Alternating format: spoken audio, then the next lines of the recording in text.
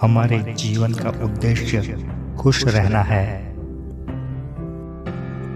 अपनी क्षमताओं को जानकर और उन पर विश्वास करके ही हम एक बेहतर दुनिया का निर्माण कर सकते हैं।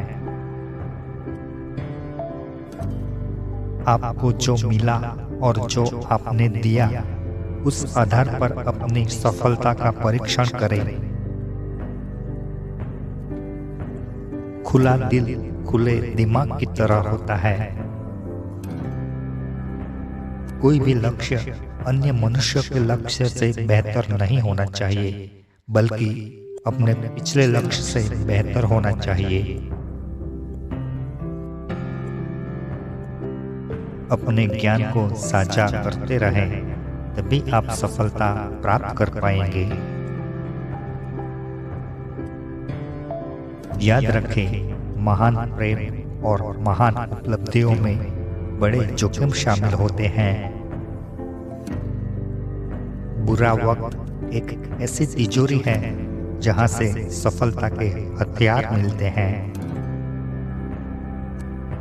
अपने ज्ञान को साझा करना अमरता प्राप्त करने का एक तरीका है।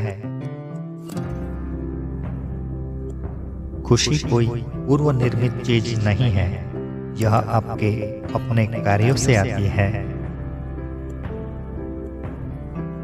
सहनशीलता के अभ्यास में आपका दुश्मन ही आपका सबसे अच्छा शिक्षक होता है। जब भी संभव हो, दयालु रहे, यह हमेशा संभव है। अगर आप दूसरों की मदद कर सकते हैं तो जरूर करें। यदि आप नहीं कर सकते तो कम से कम उन्हें नुकसान ना पहुंचाएं। जरूरी है कि हम अपने नजरिए और दिल को जितना हो सके अच्छा बनाएं। इससे हमारे जीवन में और दूसरों के जीवन में अल्पकाल और दीर्घकाल दोनों में ही प्रसन्नता आएगी। दूसरों को सुखी देखना चाहते हैं तो करुणा का भाव रखें। अगर आप खुद खुश रहना चाहते हैं तब भी करुणा का भाव रखें। सभी प्रमुख धार्मिक परंपराएं मूल रूप से एक ही संदेश देती है: प्रेम, दया और क्षमा। महत्वपूर्ण बात यह है कि वे हमारे दैनिक जीवन का हिस्सा होना चाहिए। हम बाहरी दुनिया में तब तक शांति नहीं पा सकते जब तक हम आंतरिक शांति प्राप्त नहीं कर लेते। कभी कभी कठिन परिस्थितियों से बचने की नहीं, बल्कि उनका सामना करने की आवश्यकता होती है। तभी आपको परम सुख की प्राप्ति होगी। सच्चा नायक वही है जो अपने ही क्रोध और कुकर्मों को परास्त कर दे। खुशी पाने का सबसे अच्छा तरीका पैसा और ताकत नहीं, बल्कि स्नेह की भावना है।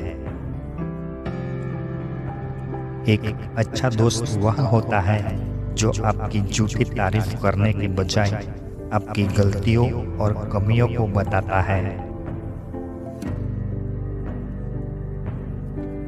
हमेशा ध्यान रखें कि एक बेहतर रिश्ता यह है कि आप दोनों का प्यार आप दोनों की जरूरत से ज्यादा हो।